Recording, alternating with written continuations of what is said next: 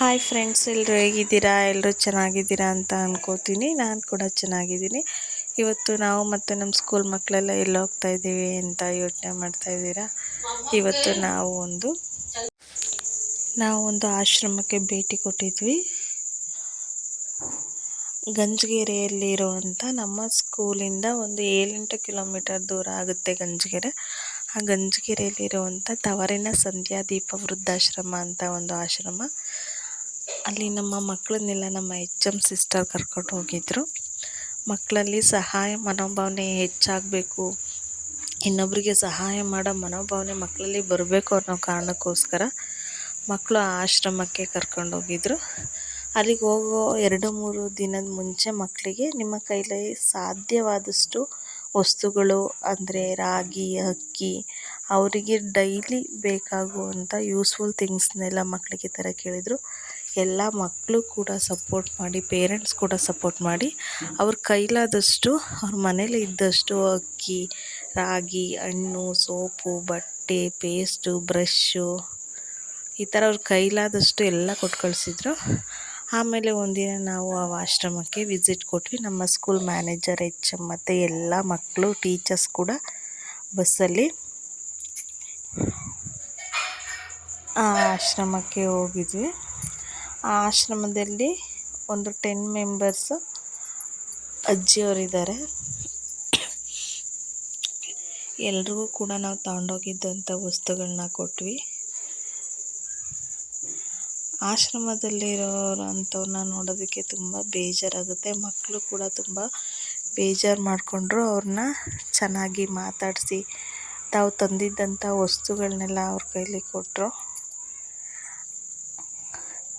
ಆಶ್ರಮದಲ್ಲಿದ್ದವ್ರ ಜೊತೆ ಮಾತಾಡೋಕ್ಕೆ ಬೇಜಾರಾಗುತ್ತೆ, ಅವ್ರ ಬಗ್ಗೆ ತಿಳ್ಕೊಳ್ಳೋಕೆ ಕೂಡ ಬೇಜಾರಾಗುತ್ತೆ. ಬೇರೆ ಬೇರೆ ಕಾರಣಗಳಿಂದ ಅವರು ಆಶ್ರಮಕ್ಕೆ ಬಂದು ಸೇರಿಕೊಂಡಿರ್ತಾರೆ. ಕೆಲವೊಬ್ಬರಿಗೆ ಮದುವೆನೇ ಆಗಿರಲ್ಲ, ಅದಕ್ಕೋಸ್ಕರ ಅವ್ರನ್ನ ನೋಡ್ಕೊಳ್ಳೋಕೆ ಯಾರೂ ಇರಲ್ಲ, ಅದಕ್ಕೋಸ್ಕರ ಆಶ್ರಮಕ್ಕೆ ಬಂದಿರ್ತಾರೆ. ಕೆಲವೊಬ್ಬರಿಗೆ ಮದುವೆಯಾಗಿ ಮಕ್ಕಳಿರ್ತಾರೆ, ಆದರೆ ಮಕ್ಕಳು ಅವ್ರಿಗಿಂತ ಮೊದಲೇ ಎಕ್ಸ್ಪೈರ್ ಆಗಿರ್ತಾರೆ. ಮೊಮ್ಮಕ್ಕಳು ಅವ್ರನ್ನ ಟೇಕ್ ಕೇರ್ ಮಾಡಲ್ಲ. ಆ ಕಾರಣಕ್ಕೋಸ್ಕರ ಕೆಲವೊಬ್ಬರು ಆಶ್ರಮಕ್ಕೆ ಬಂದಿರ್ತಾರೆ. ಇನ್ನು ಕೆಲವೊಬ್ಬರು ಮಕ್ಕಳಿದ್ರೂ ಕೂಡ ಮಕ್ಕಳು ಅವ್ರನ್ನ ನೋಡ್ಕೊಳ್ಳೋಕೆ ಇಷ್ಟಪಡಲ್ಲ. ಅದಕ್ಕೋಸ್ಕರ ಮಕ್ಕಳು ನೋಡ್ಕೊಳ್ಳಲ್ಲ ಅನ್ನೋ ಕಾರಣಕ್ಕೋಸ್ಕರ ಬಂದಿರ್ತಾರೆ. ಇನ್ನು ಕೆಲವೊಬ್ಬರು ಮಕ್ಕಳ ಜೊತೆ ಇರೋಕ್ಕೆ ಅಪ್ಪ ಅಮ್ಮಂಗೆ ಇಷ್ಟ ಆಗಿರಲ್ಲ. ಯಾಕಂದರೆ ನಮ್ಮ ಮಾತು ಮಕ್ಕಳು ಕೇಳಲ್ಲ, ನಾವು ಹೇಳ್ದಂಗೆ ಮಕ್ಕಳು ಮಾಡಲ್ಲ, ನಮ್ಮದೇನು ರೂಲ್ಸ್ ರೆಗ್ಯುಲೇಷನ್ಸ್ ಅವ್ರು ಫಾಲೋ ಮಾಡಲ್ಲ, ನಾವು ಯಾಕಿರಬೇಕು ಅನ್ನೋ ಕಾರಣನೂ ಕೆಲವೊಬ್ಬರು ಎಕ್ಸ್ಪ್ರೆಸ್ ಮಾಡಿದರು. ಆ ಆಶ್ರಮದಲ್ಲಿ ಬೇರೆ ಬೇರೆ ಕಾರಣಗಳಿಂದ ಬಂದಿದ್ದರು.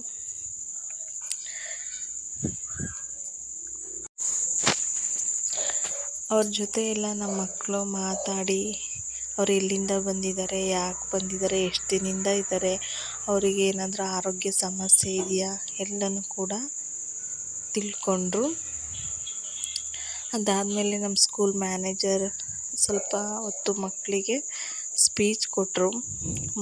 ವೃದ್ಧಾಶ್ರಮ ಏನಕ್ಕಿದೆ, ವೃದ್ಧಾಶ್ರಮಕ್ಕೆ ನಾವು ಏನಕ್ಕೆ ನಮ್ಮ ತಂದೆ ತಾಯಿಗಳನ್ನ ಕಳಿಸ್ಬಾರ್ದು, ತಂದೆ ತಾಯಿಗಳನ್ನ ಕಳಿಸಿದರೆ ಅವರು ಎಷ್ಟು ಮಕ್ಕಳನ್ನು ಮಿಸ್ ಮಾಡ್ಕೋತಾರೆ, ಮೊಮ್ಮಕ್ಕಳನ್ನು ಮಿಸ್ ಮಾಡ್ಕೋತಾರೆ, ಮೊಮ್ಮಕ್ಕಳು ಪ್ರೀತಿನ, ಮೊಮ್ಮಕ್ಕಳ ಜೊತೆ ಆಟ ಆಡೋದು ಎಲ್ಲದನ್ನು ಮಿಸ್ ಮಾಡ್ಕೋತಾರೆ. ಕಷ್ಟನೋ ಸುಖನೋ ಅವ್ರನ್ನ ನಮ್ಮ ಜೊತೆನೇ ಇಟ್ಕೋಬೇಕು. ನಾವಿರೋವರೆಗೂ, ನಾವು ಚೆನ್ನಾಗಿರೋವರೆಗೂ ನಮ್ಮ ಅಪ್ಪ ಅಮ್ಮನ, ಅಜ್ಜಿ ತಾತನ ಕೇರ್ಫುಲ್ಲಾಗಿ ನೋಡ್ಕೋಬೇಕು. ಎಷ್ಟೋ ಜನ ಮಕ್ಕಳಿಗೆ ನಾವು ನೋಡ್ಕೋತೀವಿ, ನಾವು ಟೇಕ್ ಕೇರ್ ಮಾಡ್ತೀವಿ ಅಂದರೂ ಕೂಡ ಅಪ್ಪ ಅಮ್ಮ ಇರಲ್ಲ. ಅಜ್ಜ ಅಜ್ಜಿ ಪ್ರೀತಿ ಬೇಕು, ಅವ್ರ ಜೊತೆ ಬೆರೆತು ಆಟ ಆಡ್ತೀವಿ ಅಂದರೆ ಅಜ್ಜ ಅಜ್ಜಿನೂ ಇರಲ್ಲ. ಇರುವಂಥವ್ರು ಅವ್ರ ಬೆಲೆ ಗೊತ್ತಿರಲ್ಲ, ಇಲ್ದಿರೋರಿಗೆ ಅವ್ರ ಬೆಲೆ ಗೊತ್ತಿರುತ್ತೆ. ಅದಕ್ಕೋಸ್ಕರ ಸಾಧ್ಯ ಆದಷ್ಟು ನಾವು ಬದುಕಿರೋವಷ್ಟು ದಿನನಾದರೂ ನಮ್ಮ ಅಪ್ಪ ಅಮ್ಮನ ನೋಡ್ಕೋಬೇಕು. ನಾವಿಲ್ಲ ಅಂದರೆ, ನಾವು ಬದುಕಿಲ್ಲ ಅಂದರೆ ಅವ್ರ ಪರಿಸ್ಥಿತಿ ಏನಾಗುತ್ತೋ ಗೊತ್ತಿಲ್ಲ. ಬಟ್ ನಾವು ಬದುಕಿದ್ದಾಗಂತೂ ಅಪ್ಪ ಅಮ್ಮನ ನಮ್ಮ ಜೊತೆನೇ ಇಟ್ಕೋಬೇಕು. ಅಜ್ಜಿ ತಾತನ ಮೊಮ್ಮಕ್ಕಳು ನೋಡ್ಕೋಬೇಕು. ಅಪ್ಪ ಅಮ್ಮ ಇಲ್ಲ, ನಮ್ಮ ಅಪ್ಪ ಅಮ್ಮನೇ ಎಕ್ಸ್ಪೈರ್ ಆಗಿದ್ದಾರೆ, ಅಜ್ಜಿ ತಾತನ ಯಾಕೆ ನೋಡ್ಕೋಬೇಕು ಅಂತ ಅಂದ್ಕೋಬಾರ್ದು. ಅಪ್ಪ ಅಮ್ಮ ಇದ್ದರೆ ಅವರ ಅಪ್ಪ ಅಮ್ಮನ ನೋಡ್ಕೋತಾ ಇದ್ದರು. ಅವರಿಲ್ಲ ಅಂದರೆ ಮೊಮ್ಮಕ್ಕಳಾದರೂ ಅಜ್ಜಿ ತಾತನ ಚೆನ್ನಾಗಿ ನೋಡ್ಕೋಬೇಕು. ವೃದ್ಧಾಶ್ರಮದಲ್ಲಿರೋರಿಗೆ ಡೊನೇಟ್ ಮಾಡುವಂಥವರು ಬಂದು ದುಡ್ಡು, ಊಟ, ಅವ್ರಿಗೆ ಏನೇನು ನೀಡ್ಸ್ ಇರುತ್ತೆ ಎಲ್ಲ ಕೊಡ್ತಾರೆ. ಬಟ್ ಮಕ್ಕಳು ಪ್ರೀತಿ, ಮೊಮ್ಮಕ್ಕಳು ಪ್ರೀತಿನ ಯಾರು ಕೊಡೋದಕ್ಕೆ ಸಾಧ್ಯ ಇಲ್ಲ.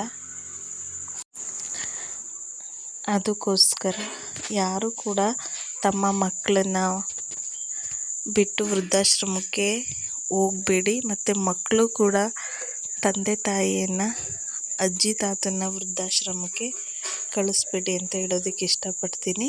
ಲಾಸ್ಟಲ್ಲಿ ಎಲ್ಲ ಮಕ್ಕಳು ಕೂಡ ಅಲ್ಲಿದ್ದವರಂಥ ಅಜ್ಜಿ ತಾತ ಅವ್ರಿಗೆಲ್ಲ ನಮಸ್ತೆ ಮಾಡಿ ಅವರ ಆಶೀರ್ವಾದವನ್ನು ತಗೊಂಡು ಅಲ್ಲಿಂದ ಹೊರಟ್ವಿ. ಅಲ್ಲಿಂದ ಹೊರಡುವಾಗ ಮಕ್ಕಳ ಕಣ್ಣಲ್ಲಿ ಬೇಜಾರ ಜೊತೆ ಸ್ವಲ್ಪ ಖುಷಿನೂ ಇತ್ತು. ಯಾಕಂದರೆ ಏನೋ ನಮ್ಮ ಕೈಲಾದಷ್ಟು ಸಹಾಯವನ್ನು ನಾವು ವೃದ್ಧಾಶ್ರಮಕ್ಕೆ ಕೊಟ್ಟಿದ್ದೀವಲ್ವಾ ಅಂತ ಅವ್ರ ಕಣ್ಣಲ್ಲೂ ಖುಷಿ ಇತ್ತು. ಬಟ್ ಮಕ್ಕಳು ಪ್ರೀತಿ, ಮೊಮ್ಮಕ್ಕಳು ಪ್ರೀತಿ ಕಾಣ್ದಲೇ ಇರುವಂಥ ಅವ್ರ ಮುಖ ನೋಡಿ ಅವ್ರಿಗೆ ಬೇಜಾರು ಕೂಡ ಆಯಿತು. ನಮಗೂ ಕೂಡ ತುಂಬ ಬೇಜಾರಾಯಿತು. ನಾವು ವೃದ್ಧಾಶ್ರಮದಿಂದ ಬಂದ ಮೇಲೆ ಮಕ್ಕಳ ಅಭಿಪ್ರಾಯವನ್ನು ಕೇಳಿದ್ವಿ. ಮಕ್ಕಳು ಕೂಡ ಅಪ್ಪ ಅಮ್ಮನ ವೃದ್ಧಾಶ್ರಮಕ್ಕೆ ಕಳಿಸೋದು ಎಷ್ಟು ತಪ್ಪು, ಅವರು ಎಷ್ಟು ಮಕ್ಕಳು ಮೊಮ್ಮಕ್ಕಳು ಪ್ರೀತಿನ ಮಿಸ್ ಮಾಡ್ಕೋತಾರೆ ಅಂಥ ಅಭಿಪ್ರಾಯವನ್ನು ವ್ಯಕ್ತಪಡಿಸಿದರು. ನಾವು ಒಂದು 2-3 ಅವರಲ್ಲಿ ಟೈಮನ್ನು ಸ್ಪೆಂಡ್ ಮಾಡಿ ಅಲ್ಲಿಯವರ ಜೊತೆ ನಾವು ಆಶ್ರಮದಿಂದ ಹೊರಟ್ವಿ. ಆಶ್ರಮದಿಂದ ಗಂಜಿಗೆರೆಯಿಂದ ಮತ್ತೆ ನಾವು ಶೆಟ್ಟಿಹಳ್ಳಿಗೆ ಒಂದು 7-8 ಕಿಲೋಮೀಟರ್ ಆಯಿತು. ಒಂದು 1/4 ಗಂಟೆಯಲ್ಲಿ ಮತ್ತೆ ನಾವು ವಾಪಸ್ಸು ಸ್ಕೂಲ್ಗೆ ಬಂದ್ವಿ.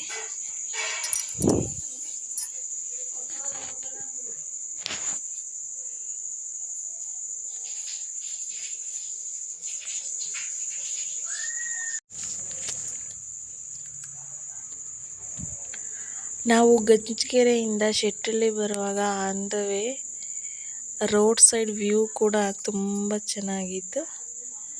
ಈ ಶೆಟ್ಟಿಹಳ್ಳಿ ಸುತ್ತಮುತ್ತ, ಶೆಟ್ಟಿಹಳ್ಳಿಯಿಂದ ಆಚೆ ಇರುವಂಥ ಊರುಗಳೆಲ್ಲ ಅರೆಮಲೆನಾಡು. ಅರೆಮಲೆನಾಡು ಅಂದರೆ ಫುಲ್ ಬಯಲು ಸೀಮೆನೂ ಆಗಿರಲ್ಲ, ಫುಲ್ ಮಲೆನಾಡು ಕೂಡ ಆಗಿರಲ್ಲ. ಸ್ವಲ್ಪ ನೋಡೋದಕ್ಕೆ ಮಲೆನಾಡು ಪ್ರದೇಶದ ಥರನೇ ಕಾಣಿಸುತ್ತೆ. ತುಂಬ ಚೆನ್ನಾಗಿರುತ್ತೆ.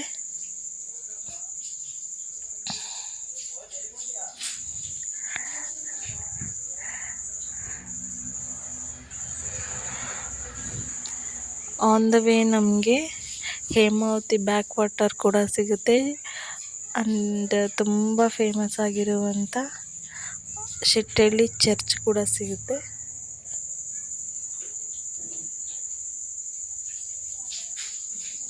ಇದು ಹೇಮಾವತಿ ಬ್ಯಾಕ್ ವಾಟರ್.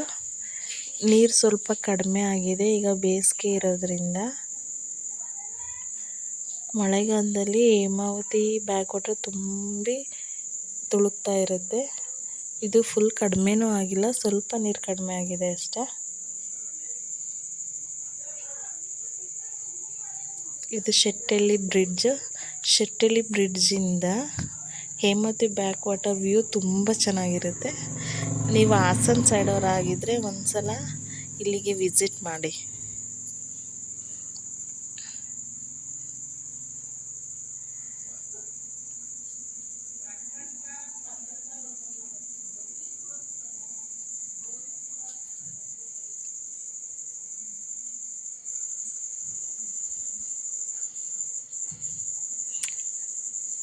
ನಾವು ಟೀಚರ್ಸ್, ಸ್ಟೂಡೆಂಟ್ಸ್ ಎಲ್ಲರೂ ಕೂಡ ಗಂಜಿಗೆರೆ ಆಶ್ರಮಕ್ಕೆ ಭೇಟಿ ಕೊಟ್ಟು ಮತ್ತೆ ನಾವು ಬಂದು ನಮ್ಮ ಸ್ಕೂಲನ್ನು